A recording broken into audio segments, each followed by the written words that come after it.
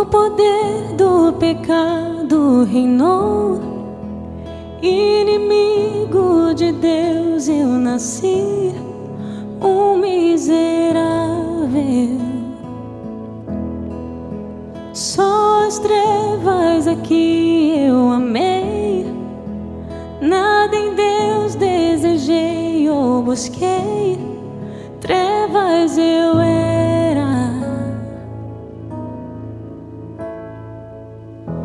Sim, graça eterna e soberana me alcançou, chamou-me, buscou-me, a graça superabundou.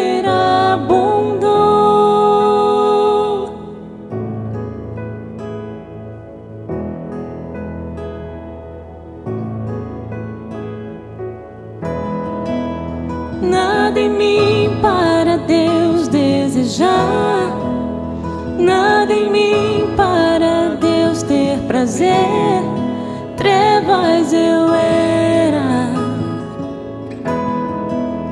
Meu caminho foi escuridão. Amém. Não há nada mais diferente do que a mente humana, do que a palavra de Deus. Paulo disse que a palavra da cruz que ele pregava era loucura e escândalo. Hoje de manhã nós estávamos vendo como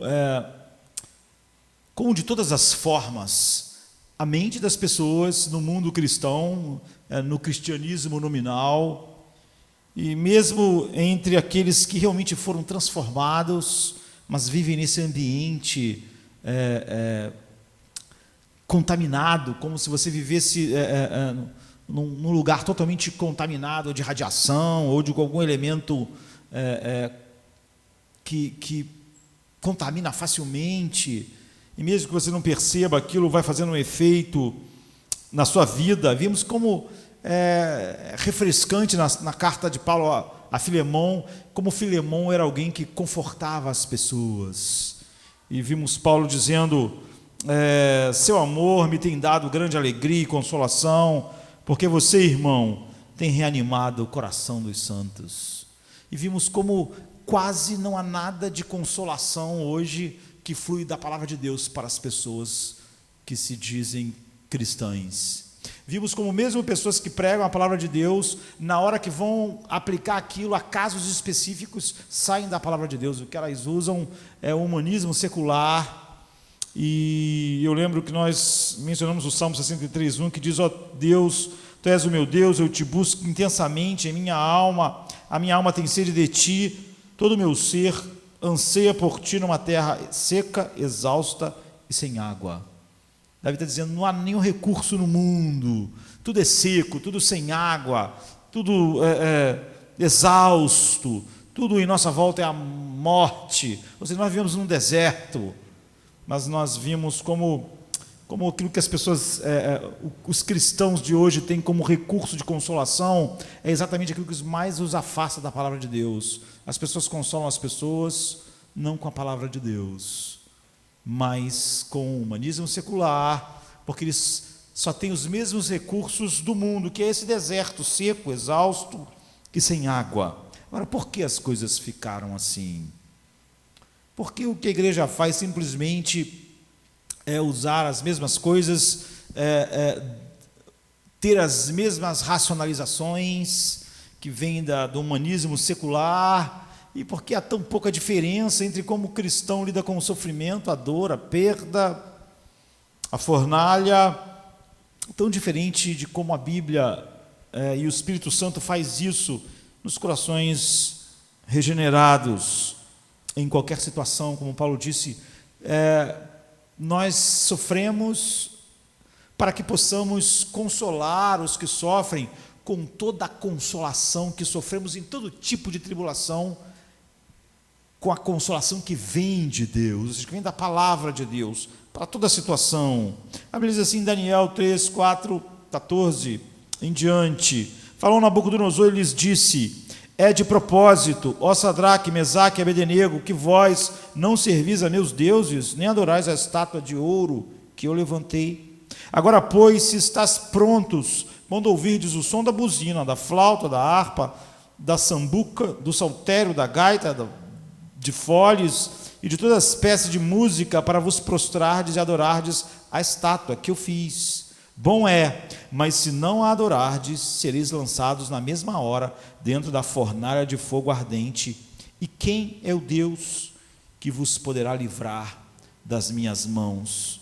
Responderam Sadraque, Mesaque e Abednego e disseram ao rei Nabucodonosor: não necessitamos de te responder sobre esse assunto. Eis que o nosso Deus, a quem nós servimos, é que nos pode livrar. Ele nos livrará da fornalha de fogo ardente e da tua mão, ó rei. E se ele não livrar, fica sabendo, ó rei, que não serviremos a teus deuses, nem adoraremos a estátua de ouro que tu levantaste. Então Nabucodonosor se encheu de furor e mudou o seu aspecto e o aspecto do seu semblante contra Sadraque, Mesaque e Abednego, e falou e ordenou que a fornalha se aquecesse 7 vezes mais do que se costumava aquecer, e ordenou aos homens mais poderosos, fortes, que estavam no seu exército que atassem a Sadraque, Mesaque e Abednego para lançá-los na fornalha de fogo ardente. Então esses homens foram atados, vestidos com as suas capas, suas túnicas e seus chapéus, e depois demais roupas, e foram lançados dentro da fornalha de fogo ardente. E porque a palavra do rei era urgente e a fornalha estava sobremaneira quente, a chama do fogo matou aqueles homens fortes que carregaram a Sadraque, Mesaque e Abednego. E estes 3 homens, Sadraque, Mesaque e Abednego, caíram atados dentro da fornalha de fogo ardente. Então o rei Nabucodonosor se espantou e se levantou depressa, falou dizendo aos seus conselheiros: não lançamos nós dentro do fogo 3 homens atados? Responderam e disseram ao rei: é verdade, ó rei. Respondeu dizendo: eu porém vejo 4 homens soltos, que andam passeando dentro do fogo, sem sofrer nenhum dano, e o aspecto do quarto é semelhante ao Filho de Deus. Então, chegando-se Nabucodonosor à porta da fornalha de fogo ardente, falou dizendo: Sadraque, Mesaque e Abednego, servos do Deus Altíssimo, saí e vinde. Então Sadraque, Mesaque e Abednego saíram do meio do fogo e reuniram-se aos príncipes, aos capitães, aos governadores, aos conselheiros do rei, e contemplando estes homens, viram que o fogo não tinha tido poder algum sobre os seus corpos, nem um só cabelo da sua cabeça se tinha queimado, nem as suas capas se mudaram, nem cheiro de fogo tinha passado sobre eles. Falou Nabucodonosor dizendo: bendito seja o Deus de Sadraque, Mesaque e Abednego, que enviou o seu anjo, livrou os seus servos que confiaram nele, pois violaram a palavra do rei, preferindo entregar seus corpos ao fogo, para que não servissem nem adorassem a algum outro Deus, senão o seu Deus. Por mim, pois, é feito um decreto pelo qual todo povo e nação e língua que disser blasfêmia contra o Deus de Sadraque, Mesaque e Abednego seja despedaçado e as suas casas sejam feitas um montouro, porquanto não há outro Deus que possa livrar ou que possa salvar como esse Deus. Isso é uma história que nós ouvimos desde que somos crianças. Eu perguntei, por quê? Porque hoje a resposta das pessoas do mundo cristão é exatamente a mesma do mundo secular, do humanismo secular. Porque tudo que as pessoas têm para falar sobre os dramas da alma é aquilo que o humanismo secular diz. Por que eles logo sacam lá alguma coisa que algum homem diz sobre a alma humana e não tem nenhum recurso na palavra de Deus? Por que eles não são como Filemão? Por que eles vivem a mesma miséria? Por que eles dão as mesmas desculpas para viver uma vida infeliz, miserável, e que apesar daquilo que nós falamos hoje, começamos o culto dizendo, o Senhor é a minha porção. Por que tão poucos podem dizer isso? Nós cantamos, nós não vamos somar Cristo a nada, porque Ele é suficiente. Mas então por que quando outras coisas saem, as pessoas reagem como o mundo? Por que os dramas do mundo são exatamente iguais? Há uma coisa interessante no livro de Daniel. Essas pessoas, tanto Daniel quanto seus amigos, são pessoas que fazem coisas opostas em determinado momento, porque fazer o oposto era aquilo que era contrário à cultura. Houve um momento em que todo mundo não devia se prostrar. Ninguém podia orar, ninguém podia se prostrar. Então Daniel fez o quê? Ele se prostrou, ele orou. Houve um momento em que todo mundo tinha que se prostrar, todo mundo tinha que se prostrar e adorar. Então Sadraque, Mesaque e Abednego não se prostraram. Você vê, eles sempre foram contraculturais. Quando a cultura toda disse, vamos todo mundo ficar de pé e ninguém pode orar a ninguém, a não ser ao rei, Daniel disse, não, eu vou me prostrar. O mundo todo não vai se prostrar, mas eu vou me prostrar. Quando foi dito o contrário, agora todo mundo vai ter que se prostrar para adorar junto aquilo que a cultura diz que é bom. Aí os amigos de Daniel falaram, não, nós vamos ficar de pé. Você não tem como glorificar a Deus sem ser contracultural.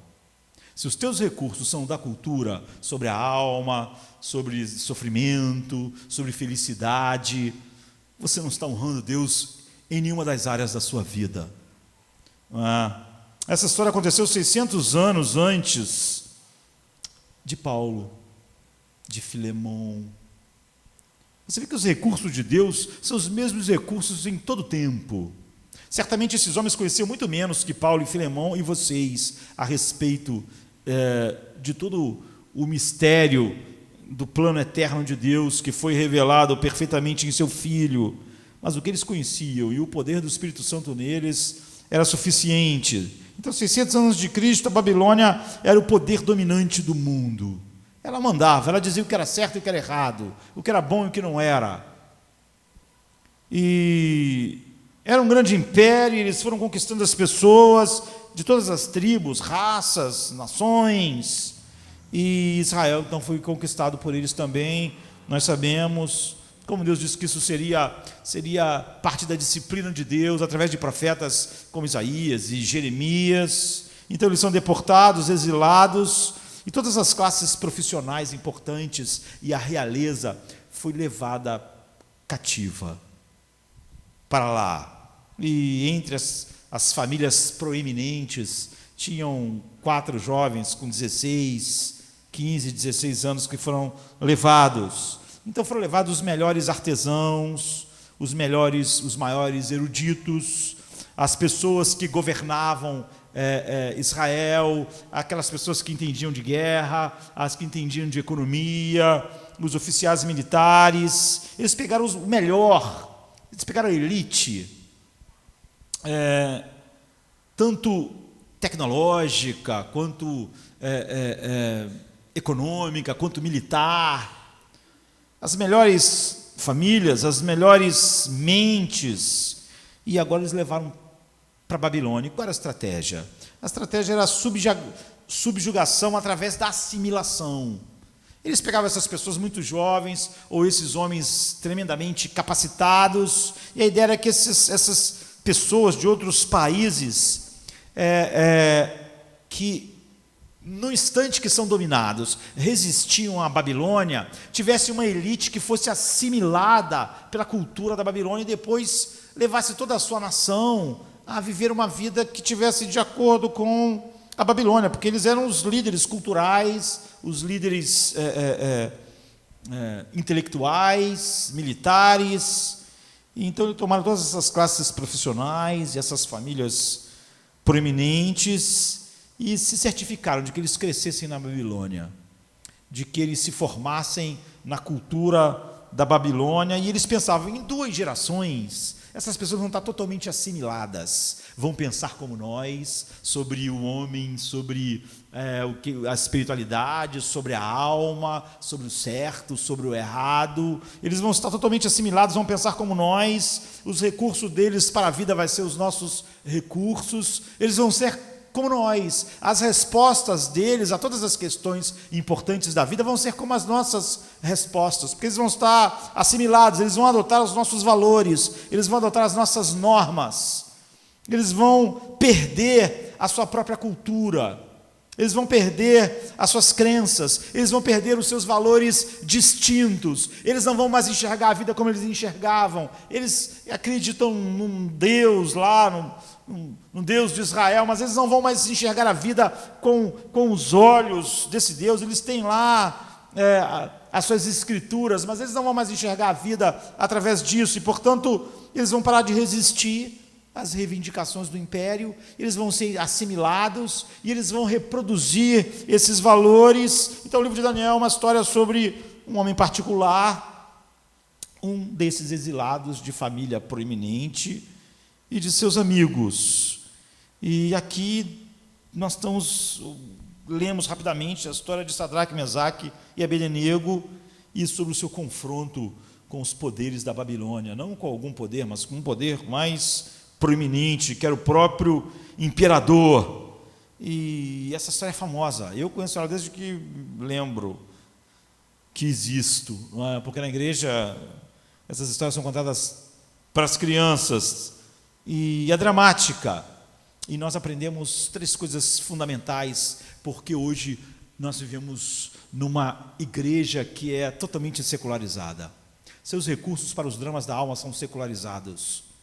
Tudo que ela conhece para os dramas da alma não é "a minha alma tem sede de ti". É uma alma muito complexa, a Bíblia não conhece os dramas da alma e como a alma é. O Criador da alma conhece pouco da alma, mas o humanismo secular não, ele tem uma visão profunda da alma.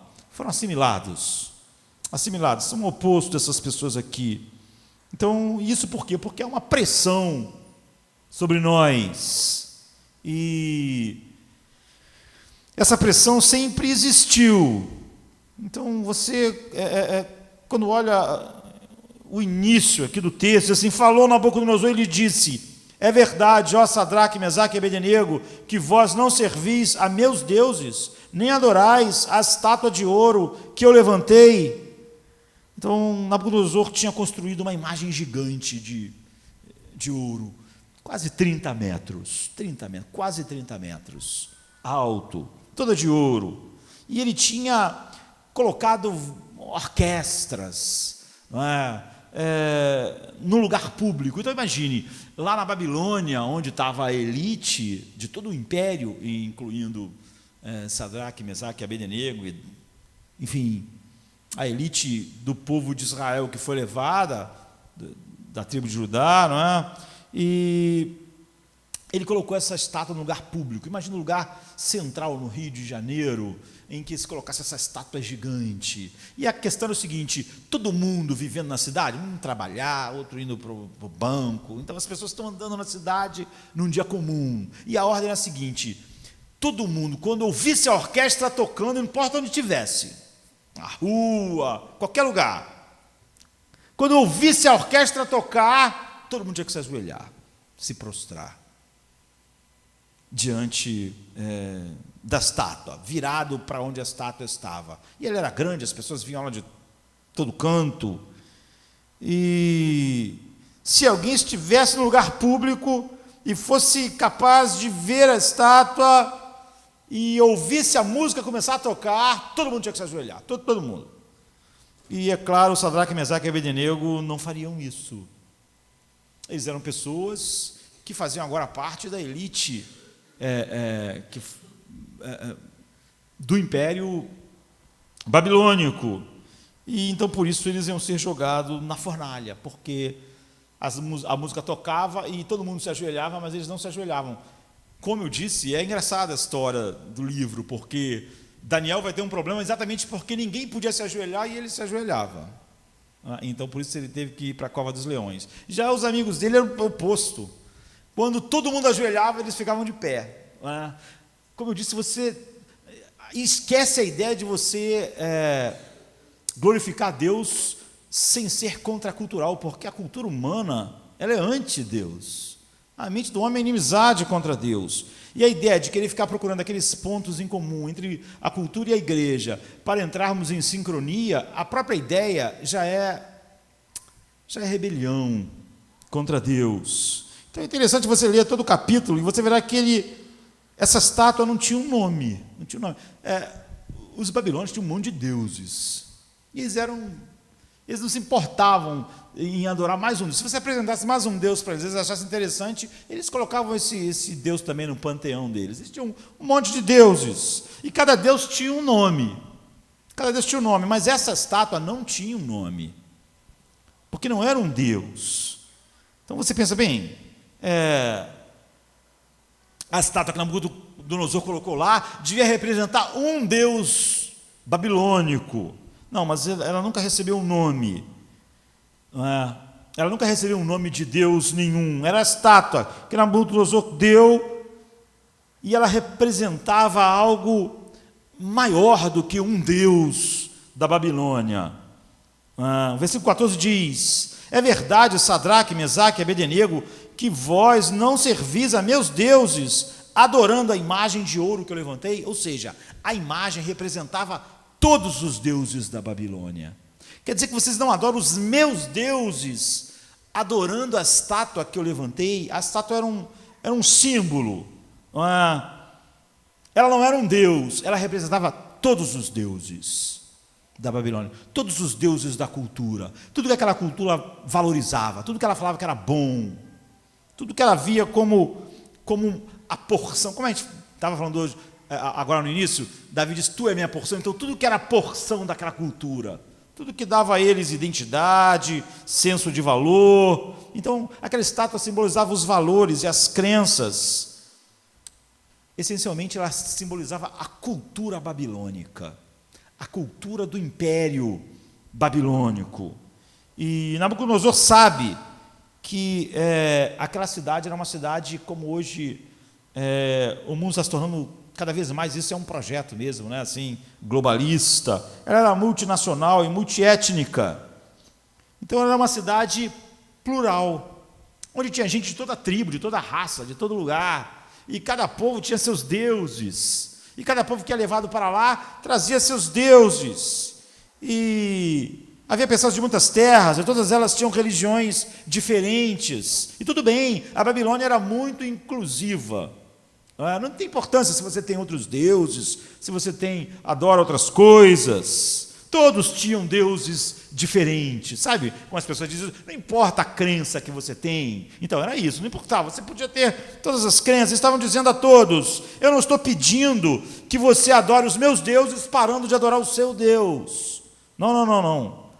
Eu não estou pedindo que você faça dos deuses babilônicos os únicos deuses que você adora. Eu estou pedindo que você seja tolerante e você adore os deuses babilônicos também.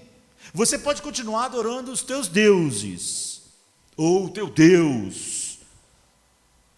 Ou seja, ele estava pedindo tolerância. Você pode ser cristão, mas você tem que aceitar o casamento gay. Você tem que aceitar aquilo, tudo é certo. Se você for contrário a alguma coisa, então você está contra a cultura. Você tem um discurso de ódio. Nós somos... Não. A gente está dizendo que você pode adorar o seu Deus, mas você tem que se prostrar aos deuses da cultura babilônica. Então ele está dizendo, claro, você pode adorar seus deuses em particular. Você pode ter as suas opiniões para você, em público, onde você estiver. Quando a música tocar, você vai ter que dançar conforme a música.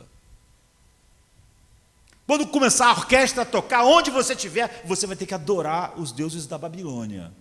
Em casa, você adora quem você quiser. Particularmente, você faz o que você quiser.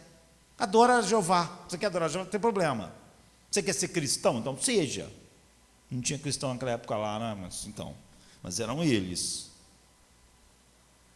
Já que Cristo vai estar com eles na fornalha.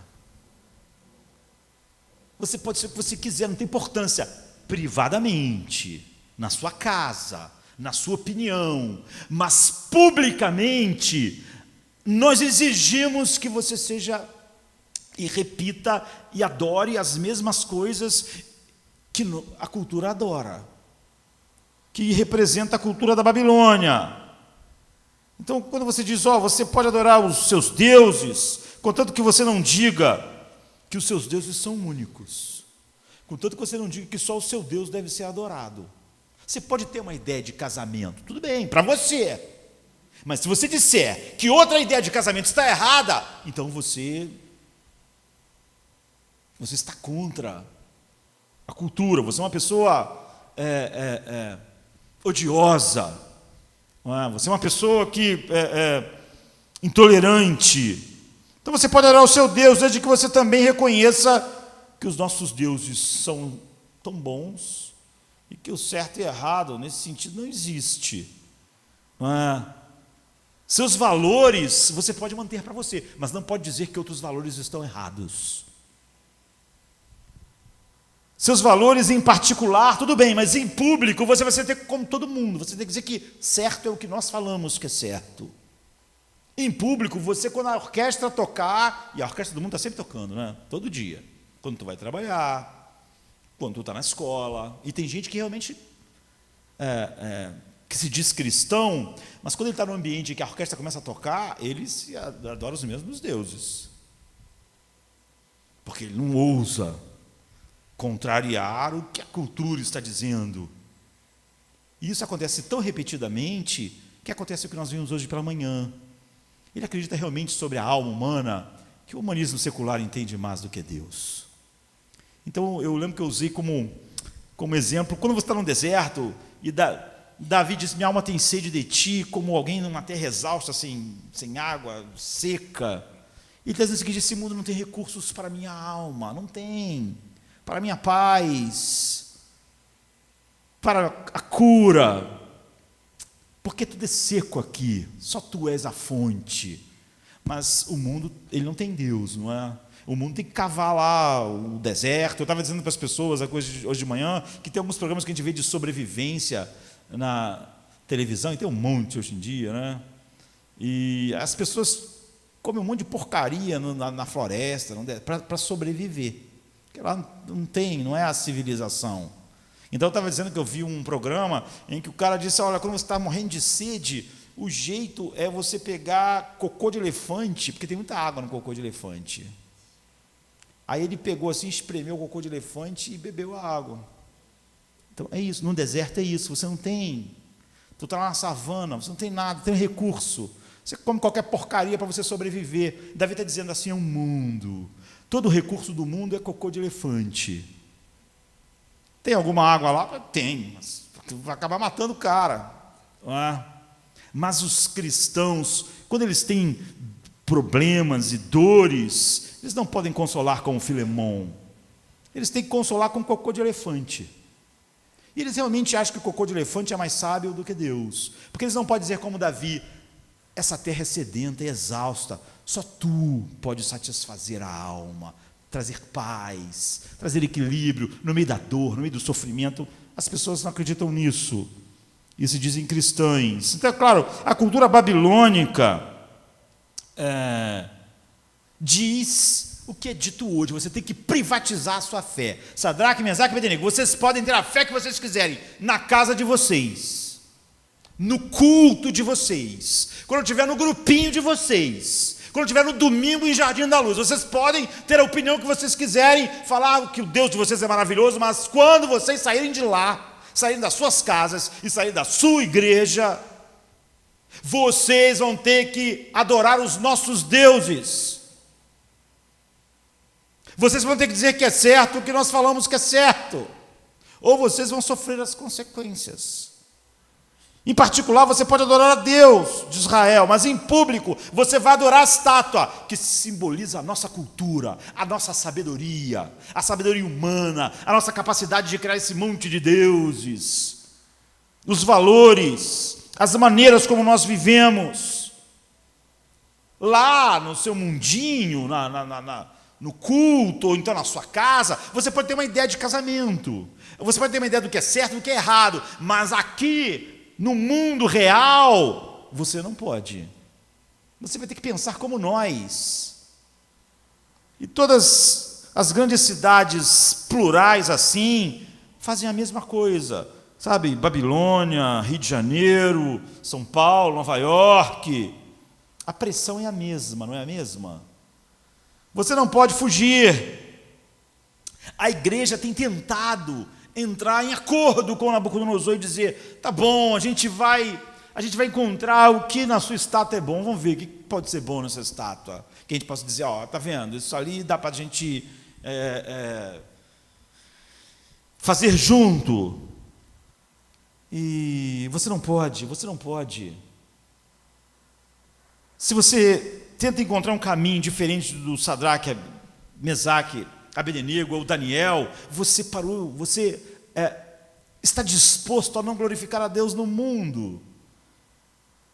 Então, no Iluminismo, no século XVII, o Iluminismo foi um movimento cultural da elite intelectual europeia no século XVII, no século XVIII, que procurou mobilizar o poder da razão, a fim de reformar a sociedade. Foi o começo da derrocata da Europa. E, enfim, se livrar das tradições medievais, que tinham muitas coisas realmente obscuras. E o modernismo disse para o cristianismo: não é mais aceitável tudo que o cristianismo é. Então vocês vão ter que tirar do cristianismo o sobrenatural, para vocês serem aceitos pela cultura.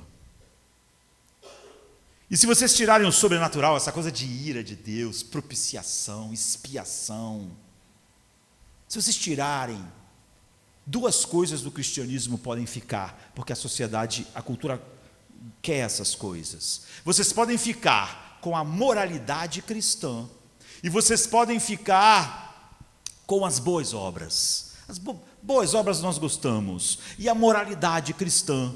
E a igreja queria tanto entrar num acordo com a cultura, que ela disse: tudo bem. É assim que o liberalismo teológico tomou forma na Europa. Tudo bem, nós vamos abrir mão do sobrenatural e vamos abraçar então a moralidade cristã e as boas obras. Então uma igreja não era mais o que a igreja era, não é? Ela fez um acordo. Você não faz um acordo com o diabo e transforma o diabo em outra coisa, queridos. Mas aí veio o pós-modernismo, que é o que nós estamos vivendo. E o pós-modernismo disse: olha, agora as coisas mudaram. No modernismo, você podia jogava fora o sobrenatural e você ficava com a moralidade cristã e com as boas obras. Mas agora no pós-modernismo, nós queremos que você jogue a moralidade cristã fora. Nós não queremos saber o que o cristianismo fala sobre sexo, sobre casamento, sobre o certo e errado. Nós não suportamos a moralidade cristã, mas as boas obras a gente gosta. Se o negócio de vocês fosse uma ONG, melhorar as ruas, proteger a floresta, falar contra a violência que nunca acaba apesar de vocês falarem, se vocês ficarem só com essas coisas, mas abandonarem a moralidade cristã, relativizarem a moralidade cristã, e você vê que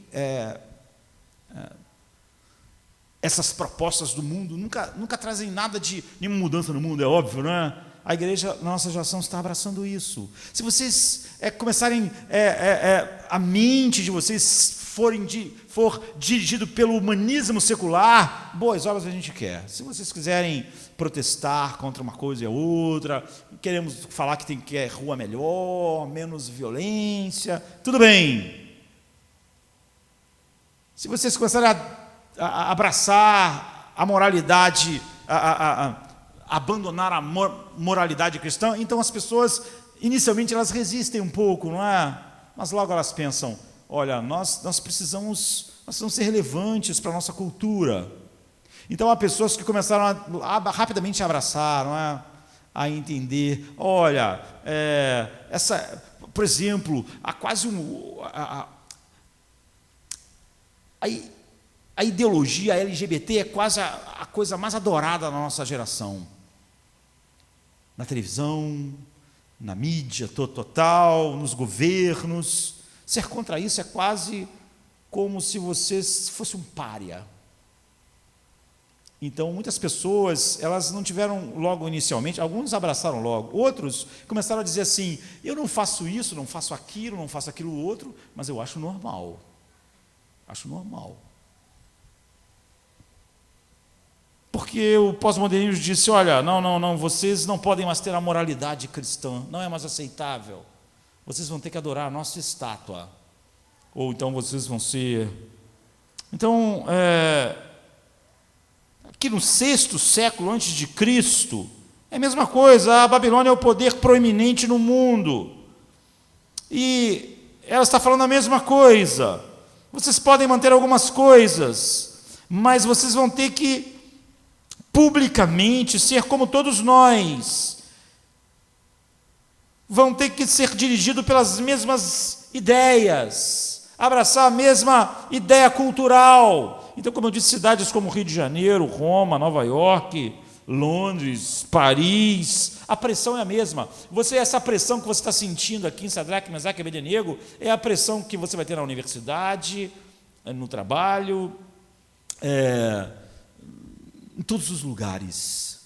A pressão. Ou você vai se moldar, ou simplesmente você vai dizer, não, dentro do meu coração eu não estou me prostrando, mas eu também não quero arrumar confusão. Não é?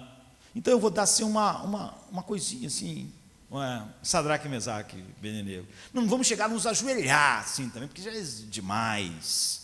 Mas também só uma reverência para a estátua, assim, só para a gente não ser radical, não sermos pessoas. A pressão é a mesma. Você não pode fugir. Ou você está glorificando a Deus, ou você se ajoelhou para a estátua. Não existe um outro lugar. Não existe um lugar intermediário. Se você é aquelas pessoas que dizem, não, minha fé é privada, na minha casa, mas eu no mundo não, porque o mundo é secular. Então, é muito comum as pessoas falarem assim, não, o governo ele é laico. Mas o que elas estão dizendo não é que o governo é laico, o governo é ateu, é anti-Deus. Mas por que o governo é anti-Deus? Porque a maioria das pessoas que sustentam o governo são anti-Deus? Por que o pensamento ateísta pode ter lugar lá e o pensamento teísta não pode? É óbvio que quem inventou isso foi alguém que, como Nabucodonosor, já tinha decidido o que era bom e o que não era. E você simplesmente tem que se adequar. Mas os cristãos, eles querem ser aceitos pela cultura. E que todas as sociedades plurais assim dizem você pode adorar em particular e ter a opinião que você quiser, você é livre. Mas na cultura pública, você deve ser como todo mundo. Nas redes sociais você tem que ser como todo mundo, então a gente vai te banir. Na faculdade você tem que ser como todo mundo, a gente vai te tratar, vai te isolar. No trabalho você não vai crescer, não pense que as suas convicções têm reivindicações exclusivas, não tem. Você pode ter opiniões, mas só para você. Privadas. Em privado você pode se reunir aos domingos e falar que só Deus é Deus. Você pode dizer que Ele é o Criador de todas as coisas, que Ele é o Senhor, mas fora dali você tem que dizer o mesmo que tu não está dizendo. E assim é em todas as sociedades. Na Babilônia, aqui, ela sempre procura que você, de maneira pública, seja o que todo mundo é. E que você privatize a sua fé. Você entendeu? É sobre isso que é o texto. Como eu disse, isso foi contado para mim como história para criança, mas é óbvio que era só sobre a coragem de pessoas, etc. Então, se você é cristão e você está no mundo dos negócios hoje, todas as pessoas ao redor só pensam em ganhar o dinheiro fazendo o que é necessário. O que é necessário é extremamente algo que desonra a Deus. É colocado sobre você uma enorme quantidade de pressão, porque eles são seus concorrentes. Você pensa, mas todos os meus concorrentes, você tem um restaurante, todos os meus concorrentes estão fazendo isso. E se eu não fizer isso, eu não vou andar para frente. Ou todos os meus colegas aqui no trabalho, eles fazem isso e fazem aquilo outro. Se eu não fizer a mesma coisa, eu vou perder. Então, essa é a pressão, você sente a pressão. E se você é cristão, você decide, eu vou fazer o que essas pessoas fazem para ganhar dinheiro, ou eu não vou ultrapassar nenhum limite que desonra a Deus para ganhar dinheiro, ou para ganhar uma posição, ou para ganhar uma promoção, ou para ser reconhecido. No momento em que você diz, eu farei a mesma coisa, porque aquela pessoa está fazendo, e ela é o meu concorrente, ou então aqui no trabalho essa pessoa vai passar à minha frente, você se ajoelhou para a estátua. É isso. Porque você vê que seus valores são moldados pela cultura. Você está se curvando à imagem. Você diz que é um cristão, privadamente. Mas você está dizendo o seguinte: não tem como eu ser um cristão e dono de um restaurante, cristão e gerente dessa empresa, cristão e diretor aqui, cristão e estudante nessa universidade, porque se eu for, minha vida vai degringolar. Então, tudo que o cristianismo ensina sobre todas as coisas, eu não tenho como ser cristão e afirmar que isso aqui é errado, ou que a alma humana não é o que Freud disse. Eu não posso dizer, porque se eu disser, eu vou estar em maus lençóis. Então, mas quando se trata de como você está realmente vivendo a vida no mundo, você vê, você está vivendo como todo mundo. Você diz que é cristão, você adorou a Deus hoje, você falou coisas incríveis quando estava cantando, mas na hora de viver, vai viver como todo mundo. Seu casamento vai ser como o de todo mundo. Quando tu tiver dramas, as únicas saídas que você tem é o que todo mundo tem. Como eu disse, espremer estrume de elefante para tirar um pouco de água no deserto e morrer desesperado de sede, como o mundo à sua volta. Então deixa eu dar outro exemplo que se encaixa no ponto que estamos fazendo aqui. Eu estava lendo uma pesquisa da Oxford University sobre sexo antes do casamento na América. Então, as pessoas eles fizeram um estudo empírico sobre o comportamento sexual dos jovens na América, jovens solteiros do sexo masculino, com nível superior entre 18 e 23 anos de idade. Era o corte da pesquisa. E eles separaram um grupo grande de jovens entre 18 e 23 anos de idade, que estavam no nível superior e que eram solteiros e que acreditavam que sexo antes do casamento é normal. E pegaram um grupo igual, número de pessoas, um grande número de pessoas, entre 18 e 23 anos, solteiros, na universidade, que acreditavam como cristãos que sexo antes do casamento é errado. Então eles tinham dois grupos da mesma idade, do mesmo nível cultural, solteiros, que pensavam que sexo antes do casamento é normal, e o outro que pensava que sexo antes do casamento era errado, era pecado. Essa era a pesquisa que o pessoal em Oxford estava fazendo. Nós acreditamos que algo errado, que é errado sexo fora do casamento. E o outro grupo dizendo, nós acreditamos que não há nada de errado. Ok, você vê, os dois grupos pensavam diferente. Eles tinham opiniões contrárias a respeito desse assunto. O primeiro grupo, que disse, eu não acredito que haja nada errado com o sexo fora do casamento, dentre esse grupo, apenas, ou não sei se é apenas, 23% eram virgens, só, desse grupo. Agora, do grupo que dizia que sexo antes do casamento era errado, 28% eram virgens. O que isso quer dizer, queridos? Que o que eles acreditavam não fazia nenhuma diferença. Não fazia nenhuma diferença. Eles diziam que achavam errado, conforme a Bíblia diz, mas eles viviam como o mundo. Não havia diferença percentual significativa entre os que disseram que não era errado e os que diziam que era errado, porque eles faziam as mesmas coisas. Portanto, todo aquele grupo que falava que aquilo era errado tinham se prostrado para a estátua, eles falavam que era errado, mas eles viviam de verdade, como a cultura diz que um jovem entre 18 e 23 anos deve viver, e não como a Bíblia diz. Mas eles diziam que acreditavam na Bíblia. Quando perguntaram, que fizeram os grupos para pesquisa, um grupo dizia que era errado, mas eles não viviam de acordo com o que eles diziam, porque na verdade eles não acreditavam nisso. É como você diz, Deus é suficiente para a minha paz. O outro lá não acredita nisso. Ele acredita talvez em um monte de outras coisas. Mas você pega esses dois grupos, no final das contas, quando eles têm problemas, Deus é suficiente para a paz, nem desse e nem desse. O que eles estão falando não significa nada. É isso que a pesquisa em Oxford descobriu. Então esses sociólogos disseram que, em outras palavras, eram dois grupos de pessoas, pareciam diferentes, que diziam acreditar em coisas diferentes.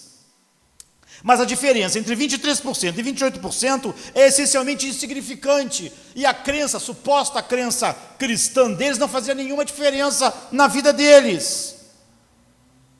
Por quê? Os sociólogos disseram, é muito simples. Suas igrejas, seus pais ou as suas bíblias falaram algo sobre o sexo, e a sua cultura falou outra coisa sobre o sexo. E eles acreditavam na verdade, era na cultura, e não no que a Bíblia dizia.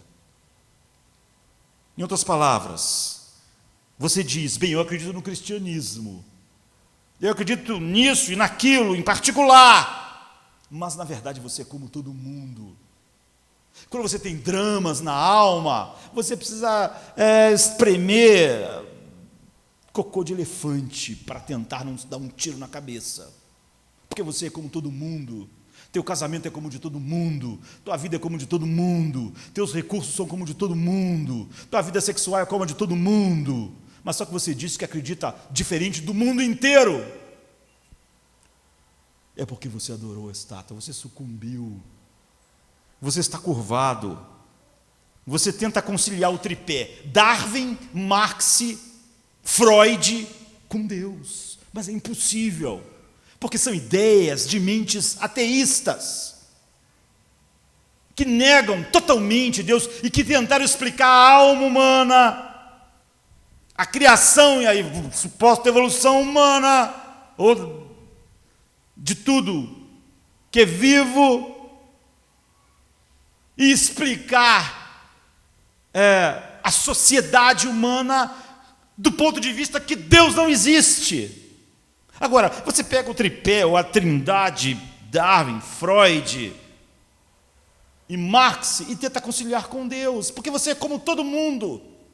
E quando você tem dramas na alma, você precisa de Freud. E quando você tem que explicar o mundo, você precisa de Darwin. E quando você tem que explicar a sociedade com seus dramas, você precisa de Marx. Porque você diz que acredita em Cristo, mas você, como todo mundo, não acredita. É isso que aqueles sociólogos disseram. Aqueles jovens falaram que acreditavam na Bíblia, no que Deus diz sobre o sexo, mas na verdade eles acreditavam como todo mundo, porque eles faziam sexo como todo mundo faz, e a vida sexual deles era uma bagunça como a de todo mundo. Porque simplesmente eles acreditam na verdade é o que a cultura diz, e a cultura diz isso sobre sexo. A cultura tem os seus expoentes como Marx, Freud e Darwin. É isso. Agora nós temos que ter cuidado aqui, né? Quem são esses caras? Se você ler os primeiros capítulos, no capítulo 3, você vai ver que eles são pessoas que não estão num mosteiro, não. Eles têm altos cargos no governo. Eles estudaram nas maiores universidades da Babilônia. Eles não estavam isolados lá, por isso que eles não estavam em contato com a cultura, então eles ficaram livres. Não, eles viviam no meio de tudo. Estudaram nas universidades, estudaram como todos a elite da Babilônia estuda, nos mesmos lugares. Eles receberam uma educação na Babilônia, eles trabalharam no serviço público na Babilônia, eles trabalhavam para o governo, eles trabalhavam para Nabucodonosor, eles estavam profundamente envolvidos naquela sociedade, naquele mundo. Eles não estavam vivendo no mosteiro, eles estavam vivendo lá ali. Eles trabalhavam naquela cidade, eles prosperaram naquilo que foi dado a eles para fazer naquela cidade. Daniel, Sadraque, Mesaque, Abednego, eles viveram suas vidas econômicas lá, mas quando eles foram convidados a privatizar a sua fé, eles falaram: não importa quais sejam as consequências, nós não adoramos a sua estátua, os valores culturais da Babilônia. E isso é muito corajoso. Só quero fazer uma pergunta: se você é cristão, vivendo não apenas no Rio de Janeiro, mas em todo o Ocidente, você está sob a mesma pressão. Você está sob a pressão a explicar os problemas do ser humano com a química do cérebro.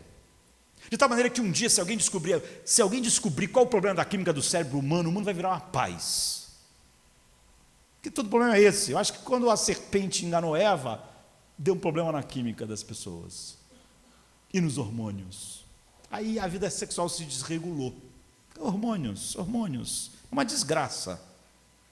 Isso é o materialismo, Tudo é definido pelo quê? Pelo hormônio, pela química. Tem nada, você vê. Foi o que foi pedido lá pelo modernismo: tire o sobrenatural, não venha me falar sobre queda, pecado, maldade, certo, errado. A química está ruim, distúrbios químicos, distúrbios hormonais, criação ruim, o mundo nasce bom, diz o velho filósofo, mas as pessoas nascem boas, mas o mundo corrompe elas. Aí vem a química e atrapalha, e a biologia atrapalha, tudo material. Então, se você vive em qualquer lugar do Ocidente, você está sob a mesma pressão que Sadraque, Mesaque e Abednego. Se você sabe ou se você não sabe. Se você percebe ou se você não percebe. Se você não percebe, é porque você está ajoelhado. Que é óbvio que nós só sentimos a pressão de algo quando essa pressão é resistida. Se uma coisa me pressiona e eu cedo, eu não sinto pressão nenhuma. Tem pessoas que dizem: eu não me sinto muito bem, dá tudo bem, eu não estou sentindo essa pressão que o pastor está falando. Lógico que não. Você é igual ao mundo? Acho que não. A gente só sente pressão se alguém empurra e nós firmamos. Quanto mais firme você fica, maior a pressão você sente. Quando você não segura nada, você não sente pressão nenhuma. Alguém te empurra, você cai. Você dá um passo para trás. Que pressão você sente? Nenhuma. Sadraque, Mesaque e Abednego estão sentindo a pressão. Estão vendo a fornalha. Porque eles resistiram. Quem se ajoelhou que sentiu que pressão? Nenhuma. Então a questão é: você está resistindo?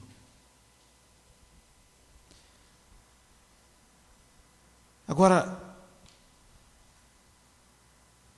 há uma precisão na nossa fé. Nabucodonosor está furioso. Por quê? Porque eles não estão se curvando. Então, no versículo 17, ele diz assim: se nós formos atirados na fornalha em chamas, o Deus a quem prestamos culto pode nos livrar. E Ele nos livrará das suas mãos, ó rei. Mas se Ele não nos livrar, saiba, ó rei, que não prestaremos culto aos seus deuses, nem adoraremos a imagem de ouro que mandaste erguer. Ou seja, eles não privatizaram. Ele está dizendo assim: nós não adoramos Deus só nas nossas casas. Nós adoramos Deus aqui em público. E se em público a orquestra toca, nós não fazemos como o mundo inteiro. O mundo inteiro se prostra, nós não nos prostramos. O nosso Deus é Deus na hora do culto de domingo, é Deus na universidade, é Deus no nosso trabalho. Nabucodonosor, o nosso Deus é Deus em todo lugar. Nós não acreditamos em outros deuses. Nós não falamos na igreja que os problemas do homem, da alma do homem são para dizer amanhã que são outros. Fora, que não há pressão nenhuma, o fato de que a maior parte das igrejas falam que os problemas da alma humana são os mesmos que o mundo mesmo diz já.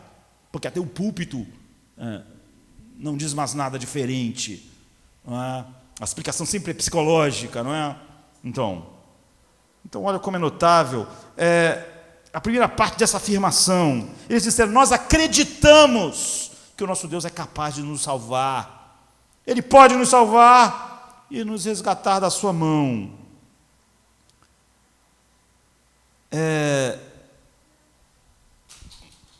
No original está mais direto, né? Nosso Deus pode nos salvar, ó Rei, mas se não, nós não vamos nos curvar. Nós não vamos nos curvar se Ele nos livrar da fornalha, nós não vamos nos curvar de jeito nenhum.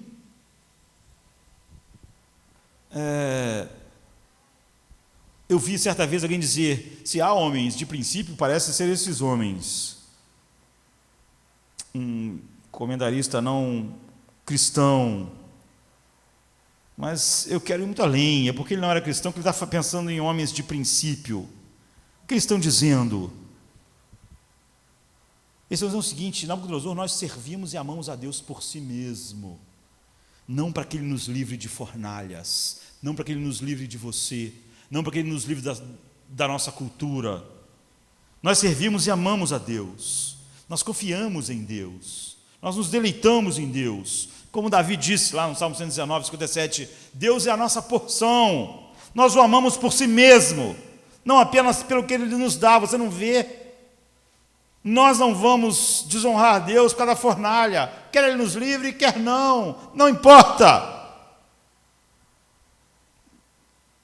Eu não posso dizer, ao longo dos anos que eu sou pastor, quantas vezes as pessoas conversaram comigo desanimadas. As pessoas ficam desanimadas muito fácil, para quem falou que viu a glória de Deus na face de Cristo. E as pessoas ficam desanimadas, ela diz assim: eu confiava em Deus, pastor, e eu confiava em Deus, e eu servia a Deus, e eu orei tanto a Deus para salvar meu casamento, mas Deus não salvou, e aí eu caí num desânimo. Você vê, eles não são como Sadraque, Mesaque e Abednego. Eles estavam falando para Deus: nós vamos te servir se tu salvar meu casamento. Se tu não salvar meu casamento, eu vou ficar arrasado, porque eu somei Cristo, mas meu casamento. E só Cristo não vai bastar. Eles estão dizendo o seguinte: se Ele nos livrar, nós vamos obedecer. Se Ele não nos livrar, também. Essa é a fé bíblica. O que as pessoas sempre estão desanimadas nunca é porque Deus mudou, não é verdade? É sempre porque alguma coisa na vida delas mudou e elas não gostaram. Deus não salvou o filho, Deus não livrou o filho, Deus não fez isso, Deus não fez aquilo, Deus não fez aquilo outro. É óbvio que essas pessoas serviam a Deus para Ele fazer alguma coisa.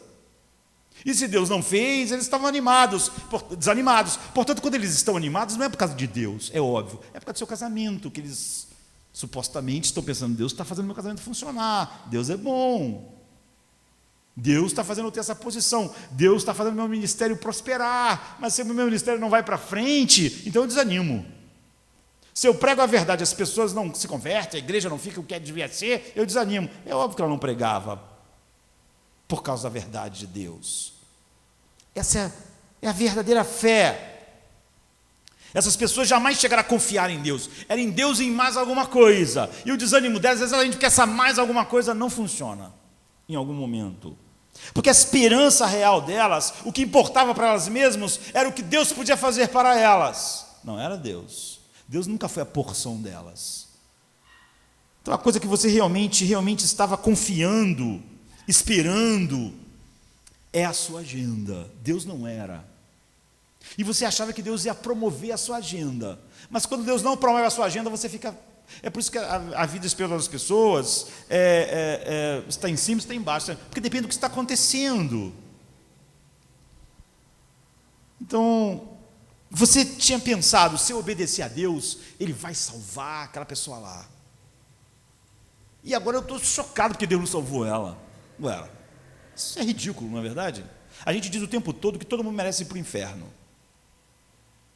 Até alguém ir para o inferno.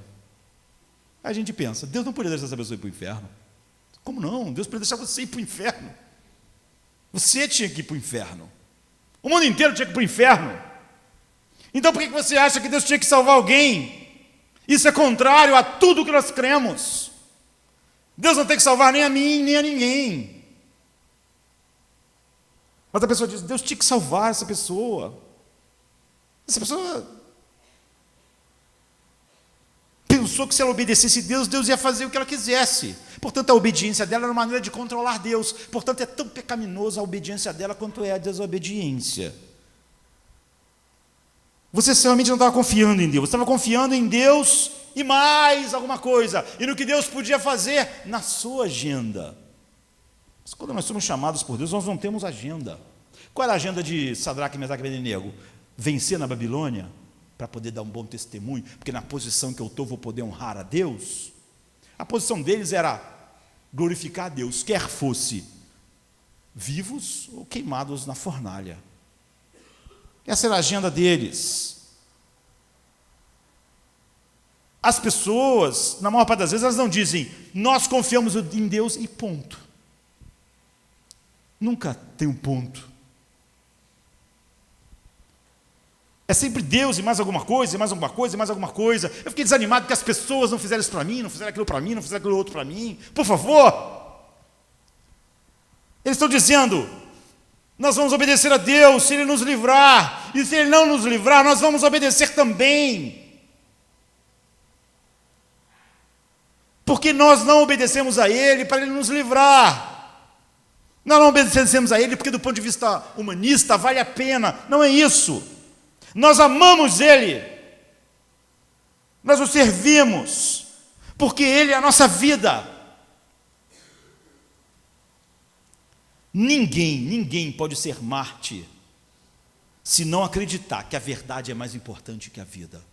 Se você achar que a verdade é uma maneira de promover a sua vida, é óbvio que você nunca poderia ser mártir. Para você ser mártir, você tem que acreditar que a verdade vale mais do que a sua vida. Por que as pessoas privatizam a fé? Por que a igreja sempre tenta entrar em acordo com a cultura? Porque elas não bastam, porque Deus não basta para a igreja da nossa geração, queridos. Não basta individualmente para as pessoas, não basta para a igreja. Nós falamos da igreja, nós falamos de Deus e do que o mundo pode nos dar, a cultura pode nos aceitar, a cultura pode dizer, vocês são importantes, vocês são relevantes. Então nós queremos Deus e mais emprego, amigos, respeito, admiração, aceitação, romance. E se essas coisas desabarem, nós desabamos. Porque as pessoas creem em Deus e em mais um monte de coisas. Como resultado, essas pessoas não podem lidar com o sofrimento, porque o sofrimento é exatamente não perder Deus, mas perder as coisas. O que é sofrimento? O sofrimento é quando minha saúde vai embora, quando meu cônjuge vai embora, quando meu filho vai embora, quando meu emprego vai embora, quando minha respeitabilidade vai embora. As pessoas não podem lidar com o sofrimento na igreja, elas podem até, nós inventarmos o evangelho que acaba com um tiro na cabeça, porque as pessoas não podem lidar com o sofrimento, elas não podem lidar com o sofrimento, porque o que elas tinham era Deus e mais, elas não podiam dizer, se Deus me livrar, eu obedecerei, mas se Ele não livrar, ó rei, não faz diferença, porque pessoas como Sadraque, Mesaque e Abednego podem sofrer,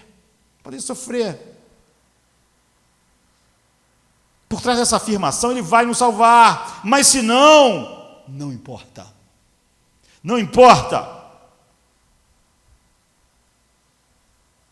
por trás dessa afirmação está a convicção de que Deus sempre nos salva, ou da morte, ou através da morte, mas Ele sempre nos salva.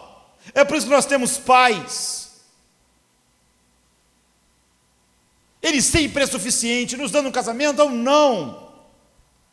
Então é por isso que Paulo podia dizer, eu posso glorificar Cristo, e a minha extensa expectativa é que eu vou glorificá-lo, quer pela minha vida, quer pela minha morte. Porque Ele vai me salvar, me deixando vivo, ou vai me salvar eu sendo assassinado, Ele vai me salvar, não existe nenhuma possibilidade dEle não me salvar. Você vê, se você morrer nele, você acorda em seus braços, se você viver, você vive para a glória dEle. Só isso nos dá liberdade. Essa é a alegria cristã, essa é a alegria indizível e cheia de glória, essa é a alegria no sofrimento. Portanto, você vê, você está sempre seguro.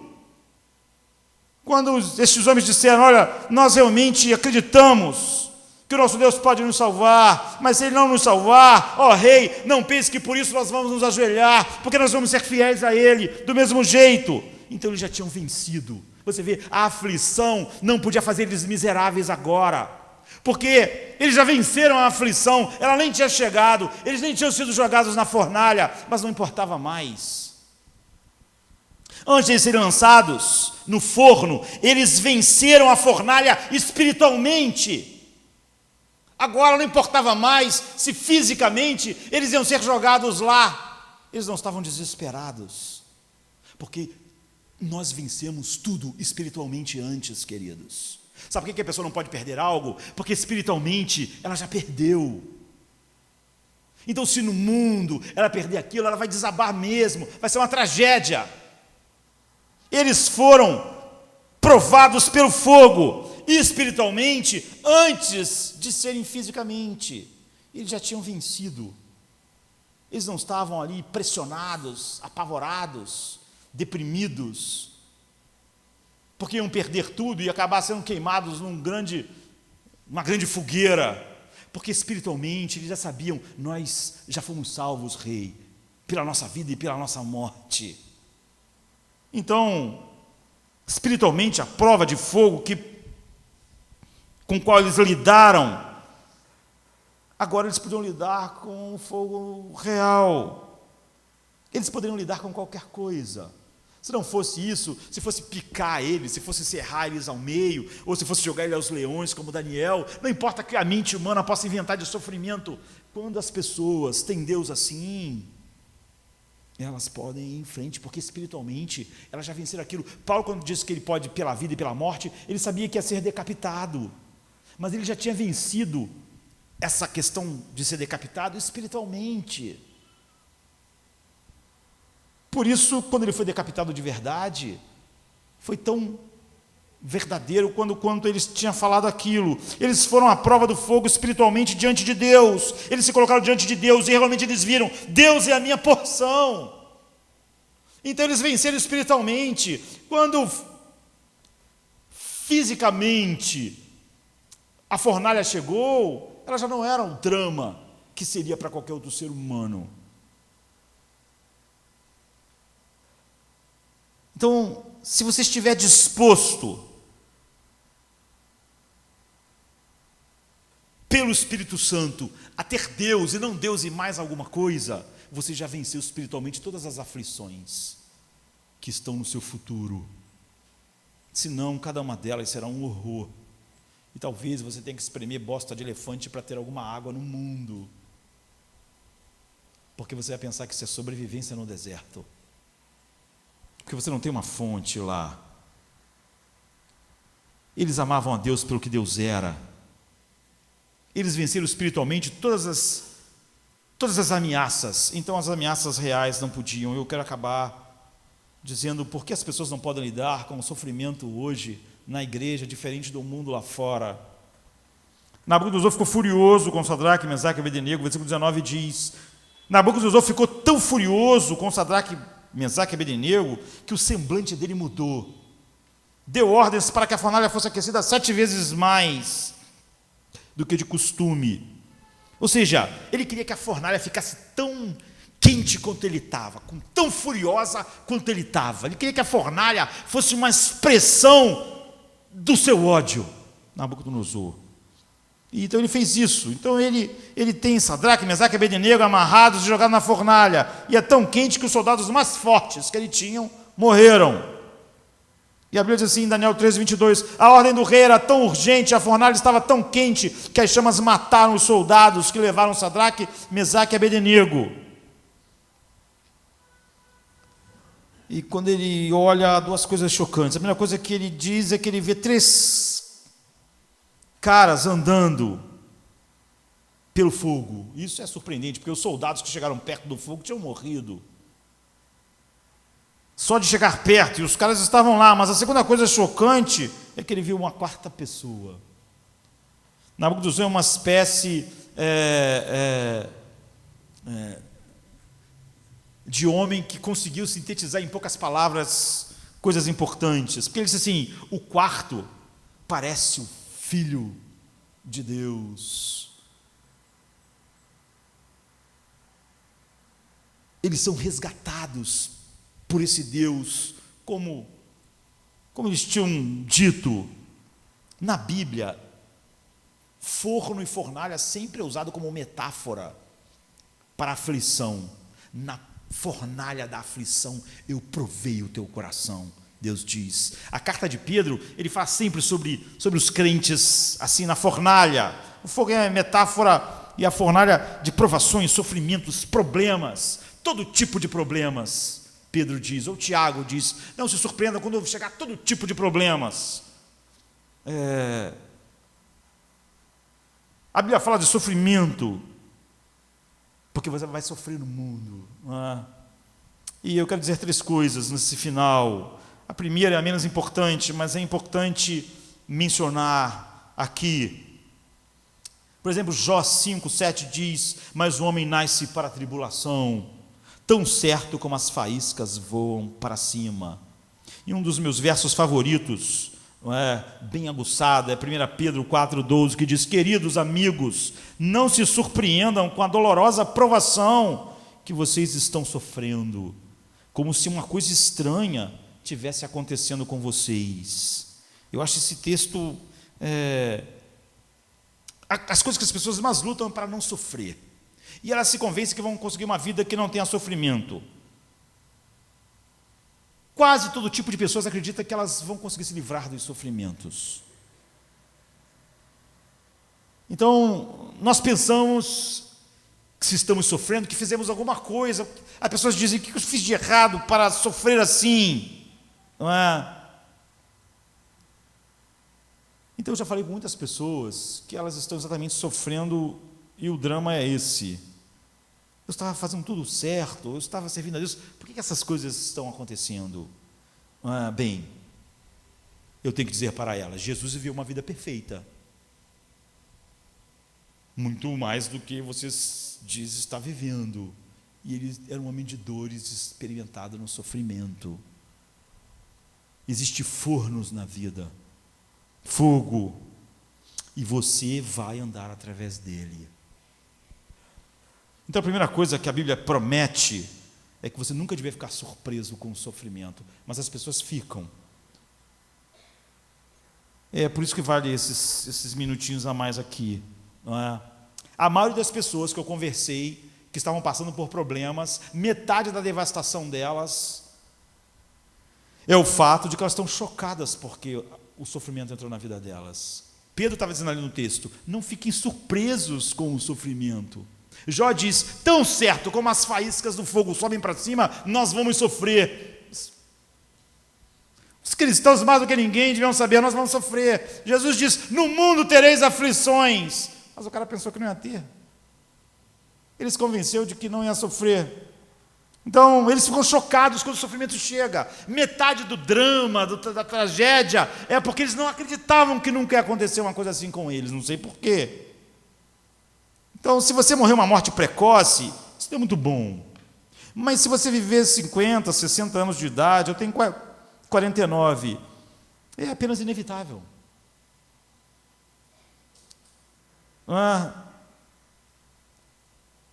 Se não entender isso, que dirá os outros sofrimentos que você está louco para evitar, tendo uma fé privada?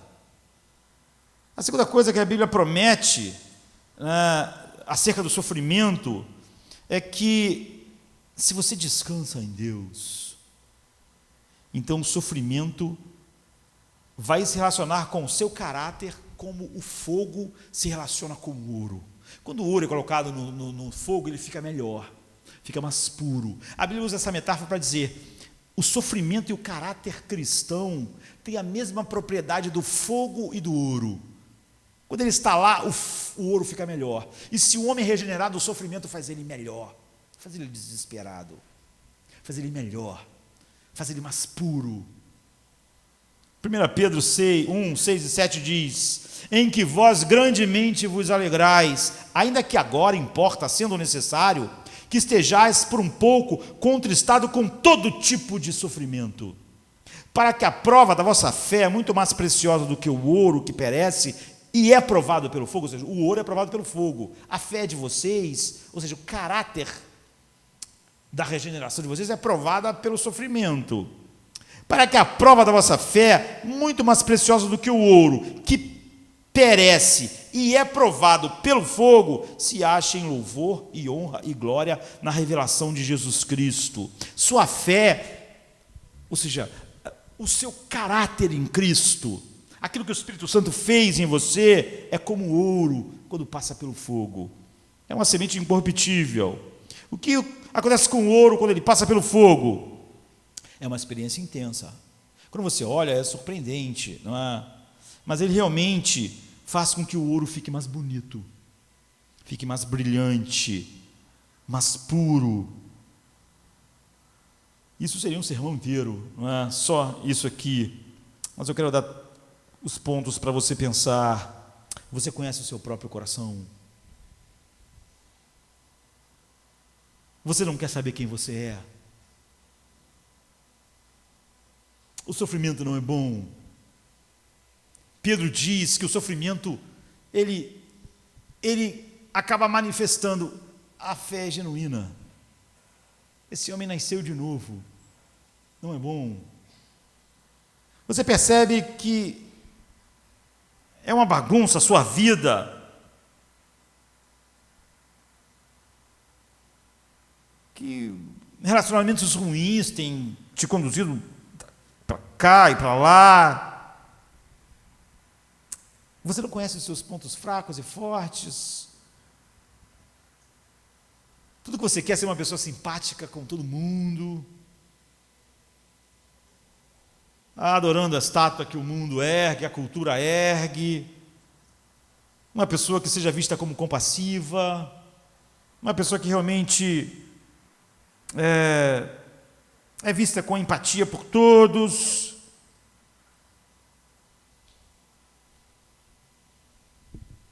Mas você quer, na verdade, ser como esses homens, e você ter desenvolvido em você, se você nasceu de novo, aquelas qualidades que Deus chama de fruto do Espírito.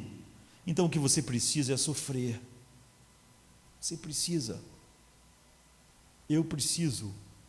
Sadraque, Mesaque e Abednego precisam. Paulo precisa. Nenhuma das coisas que a Bíblia diz serem fruto do Espírito se realizam sem sofrimento, se manifestam sem sofrimento, ou não são mais brilhantes no sofrimento. Paciência, gozo, alegria. O que prova que a minha alegria realmente é uma alegria em Cristo? São os problemas, são as aflições, as angústias, as tribulações. Porque em todas essas coisas nós somos mais do que vencedores. Você vê, a alegria que o Espírito produz brilha na fornalha. A paciência, a fé, a temperança. Nenhuma dessas coisas são realizáveis sem sofrimento.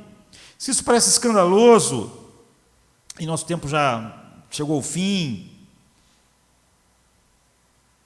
você não entendeu nada sobre como Deus está transformando cada um de nós, que Ele chamou, no caráter do seu Filho. Você nunca vai saber quem você é até tocar a música e todo mundo começar a se ajoelhar. Você pode dizer que você é um tipo de pessoa. Aquelas pessoas na pesquisa disseram que elas acreditavam que a vida sexual era o que a Bíblia diz.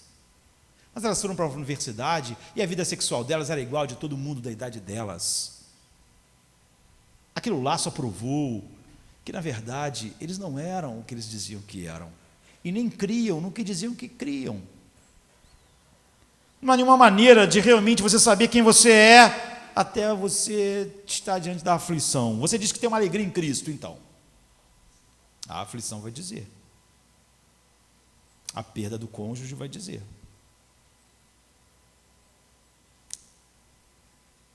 O fim do casamento. As perdas financeiras, o fim da saúde, vai dizer. Se você tem mesmo. Não há nenhuma maneira de você realmente aprender a confiar em Deus, a não ser que você esteja se afogando. Davi, quando disse, eu não temerei, ainda que milhares me cercam, milhares estavam cercando ele. Não era uma metáfora. Não é uma maneira de você ter empatia, simpatizar-se com quem sofre, se você mesmo sofre. E não há como você consolar quem sofre com a consolação que você recebeu de Deus, se você não sofrer e Deus te consolar. E se quando você sofre, você não recebe nenhuma consolação de Deus, você não pode consolar quem sofre com a consolação que você recebeu de Deus, porque você não tem nenhuma. A tua consolação é a mesma que o mundo tem. É o do humanismo secular. Não há nenhuma maneira de realmente se tornar sábio sobre como a vida funciona. De outra forma, o sofrimento se relaciona com o seu caráter como o fogo se relaciona com o ouro. É por isso que a Bíblia gosta de usar essa metáfora. Mas a coisa mais importante aqui é que não é automático, não é? Sofrer não faz ninguém sábio, porque o mundo inteiro sofre. Se você sofre, você não se torna uma pessoa melhor. Você não se torna mais parecido com Cristo. Se o sofrimento tornasse as pessoas mais parecidas com Cristo, então a gente já tem um mundo de pessoas parecidas com Cristo, porque se o mundo é de sofrimento e acaba com a morte de todas as pessoas que estão aqui. Muitas pessoas foram quebradas pelo sofrimento, terrivelmente quebradas, e cada vez elas ficam piores, mais amargas, no mundo e na igreja. E como elas têm os mesmos recursos, talvez elas acabem no mesmo desespero. A resposta que você precisa saber é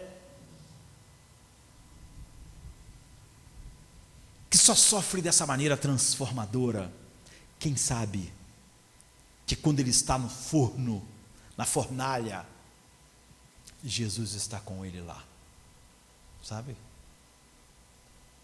Eles estavam no fogo e havia um quarto homem lá. Quando você sofre e o amado da sua alma está lá, então o fogo te transforma. Mas se não há um amado da sua alma no teu sofrimento, você sente desespero. Mas Isaías 43 diz assim, um texto conhecido: não temas, porque eu te remi. Chamei-te pelo teu nome, tu és meu. Quando você passar pelas águas, eu estarei contigo. Quando passarem pelos rios, eles não vão te afogar. Quando passares pelo fogo, não te queimará, nem a chama arderá em ti, porque eu sou o Senhor teu Deus.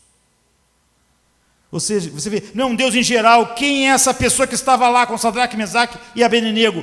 Ele disse, ele parece um filho de Deus, ou um filho dos deuses.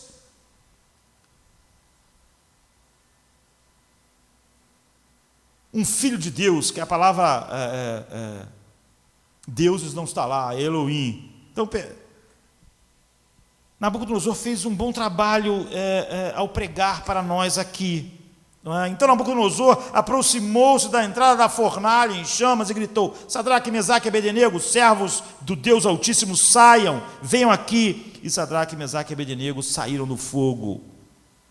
E no 28 ele diz: louvado seja o Deus de Sadraque, Mesaque e Abednego, que enviou o seu anjo e livrou os seus servos, ou o seu mensageiro.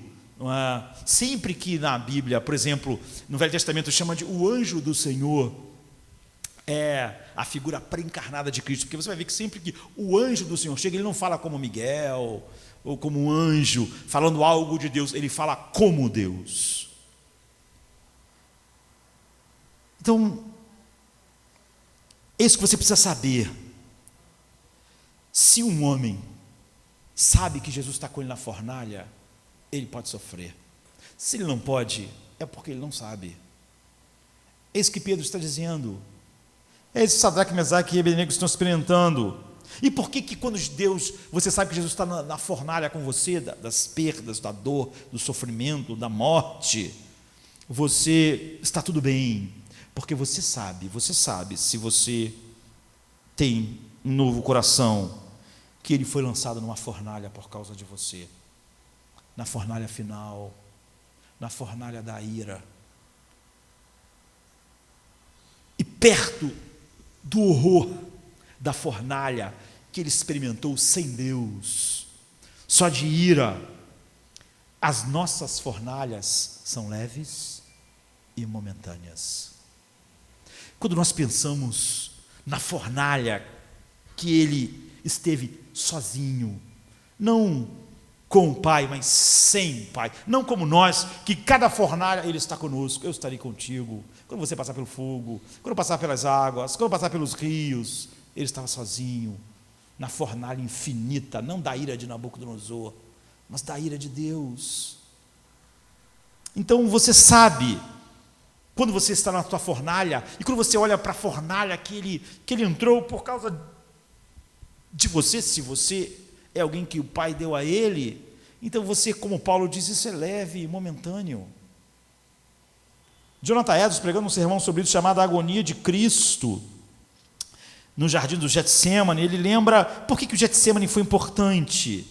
Ele está suando sangue, é porque o Pai quis que um dia antes ele olhasse para a fornalha, que ele não fosse na hora saber o que ia acontecer, que ele tivesse um vislumbre da fornalha antes, para que ele dissesse: eu vou, sabendo o que ele experimentaria.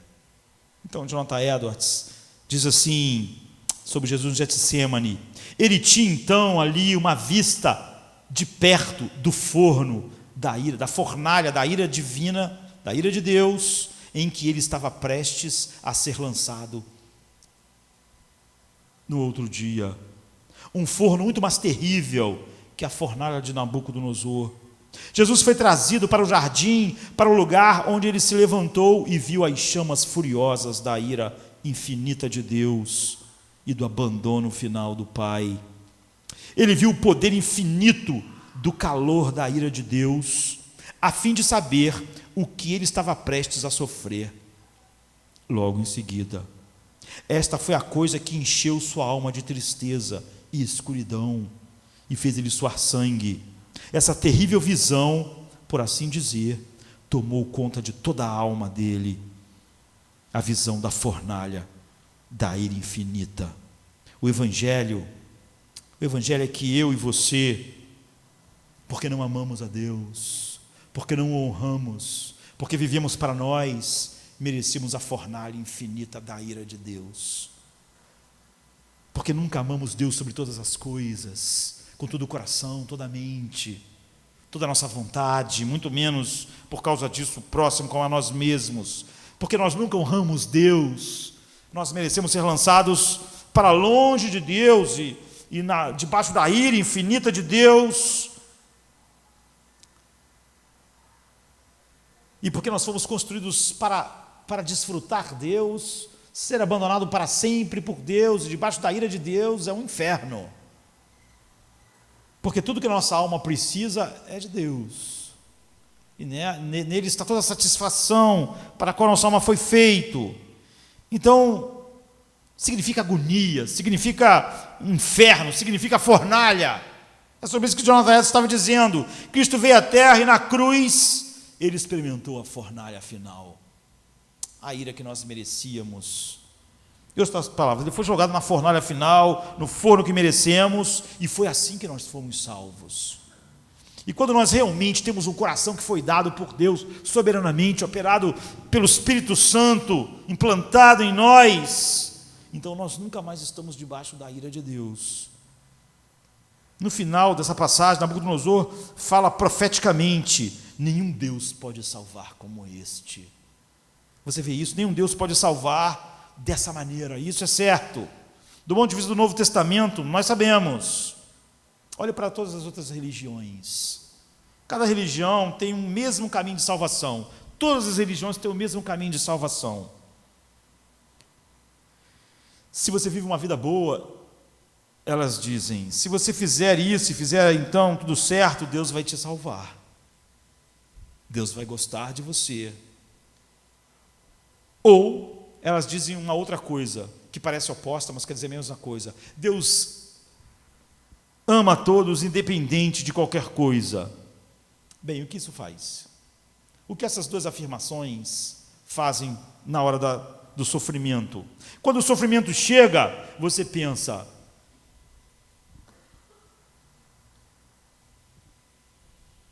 por que isso está acontecendo comigo?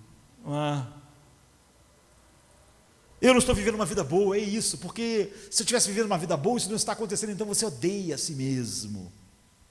E você sente pena de si mesmo. Ou então você pensa o suficiente, eu vivo uma vida boa, não é? E se eu vivo uma vida boa, por que Deus está deixando isso acontecer? Então você se sente miserável. E você não pode lidar com o sofrimento. E você sente pena de você mesmo. E então você entra em desespero. Porque você nunca vai poder entender por que aquelas coisas estão acontecendo com você. Você vai dizer, eu não vivo uma vida boa, por isso essas dores, esse horror chegou à minha vida, mas agora que tragédia, coitado de mim.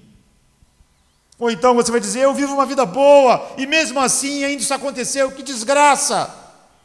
E você não vai saber lidar com aquilo, não é? Mas eu quero que você saiba que quando você vai para dentro da fornalha do sofrimento,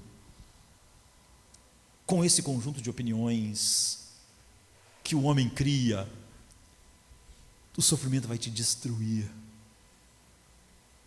Ele vai destruir você, ele vai secar você. Você vai ficar desesperado como o mundo. Ou você morre desesperado, ou você acaba a sua vida desesperado, ou você mesmo tenta adiantar isso, porque todo sofrimento vai te destruir. Você vai ficar bravo com Deus, vai ficar com raiva de si mesmo, vai ficar com raiva do mundo, vai ficar com raiva das pessoas, você vai se ver como uma vítima das circunstâncias, autocomiseração. Quem sabe a morte não seja um bom final para isso, para acabar logo com toda essa dor e esse horror. Um monte de comprimidos, um veneno, pular da ponte, ou morrer miseravelmente, esperando. Mas se você disser para si mesmo, quando você é jogado na fornalha, porque você viu a glória de Deus na face de Cristo, então você sabe que Ele está com você na fornalha, você sabe, Ele foi punido pelos meus pecados, a ira infinita de Deus caiu sobre Ele, Ele foi lançado na fornalha da ira de Deus. Isso significa que se Ele caiu na fornalha infinita da ira de Deus, para que eu fosse resgatado, eu posso passar por essa aflição para que Ele seja glorificado. É isso que Paulo disse. Eu quero que Cristo seja glorificado, quer pela minha vida, quer pela minha morte. Se Ele caiu na fornalha infinita da ira de Deus, para eu poder, como nós cantamos hoje, Ele me chama de filho agora. Então essa aflição, essa dor para mostrar que Ele é mais valioso que a vida, não é uma fornalha que realmente eu possa temer. É leve, é momentâneo. Ele sofreu não para que eu não sofresse, é isso que o homem regenerado sabe. Ele sofreu para que quando eu sofresse, eu me tornasse mais como Ele e manifestasse a sua glória, a sua suficiência, a sua beleza. Eu fui chamado para sair após Ele e levar seu vitupério no mundo. E Ele sofreu exatamente para que eu soubesse sofrer. Ninguém mais no mundo sabe sofrer. Ninguém é edificado pelo sofrimento, purificado como ouro é na fornalha, a não ser as pessoas que estão em Cristo. Primeiro, elas sabem que Cristo está com elas na fornalha. Segundo, elas sabem que Cristo foi jogado na fornalha infinita de Deus para que eu pudesse ser filho de Deus.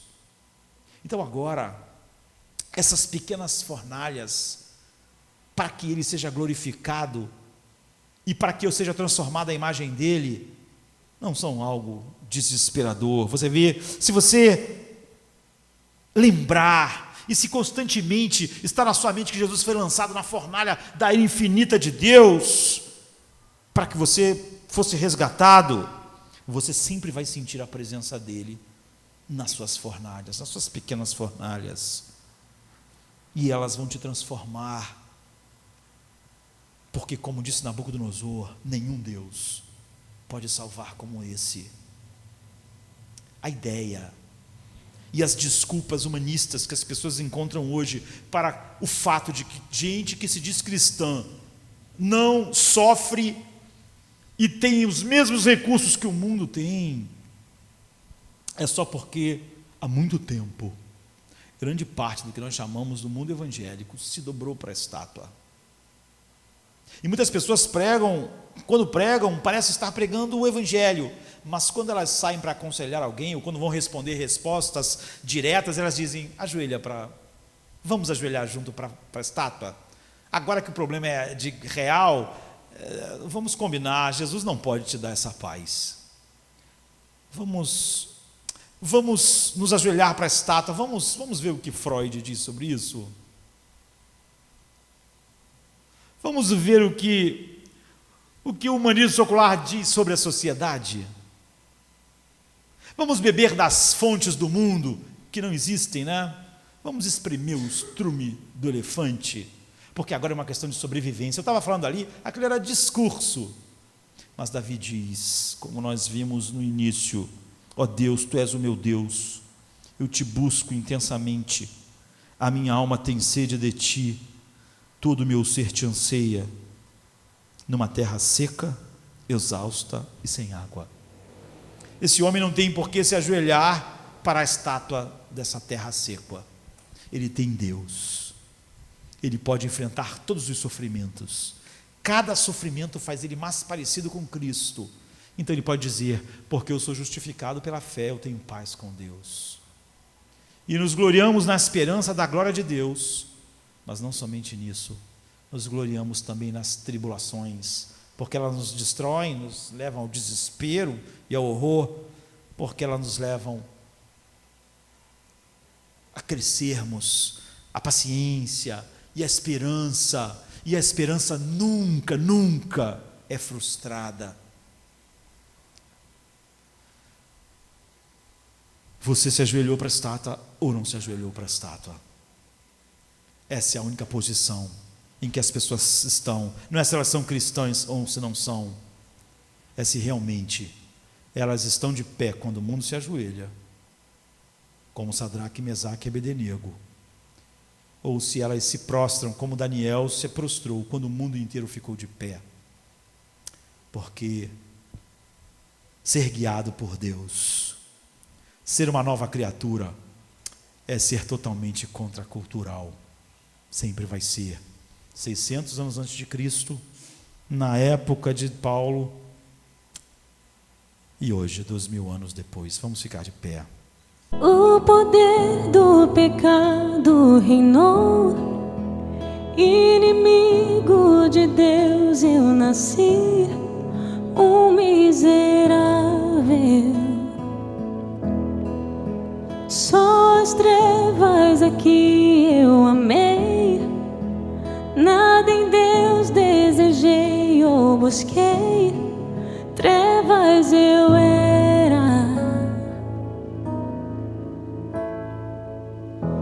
Sim, graça eterna e soberana me alcançou, chamou-me, buscou-me, a graça superabundou.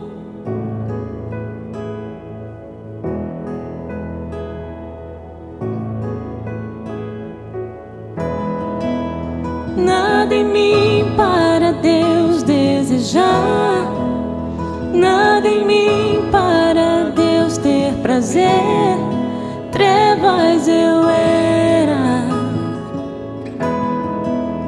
Meu caminho foi escuridão, cada passo foi rebelião.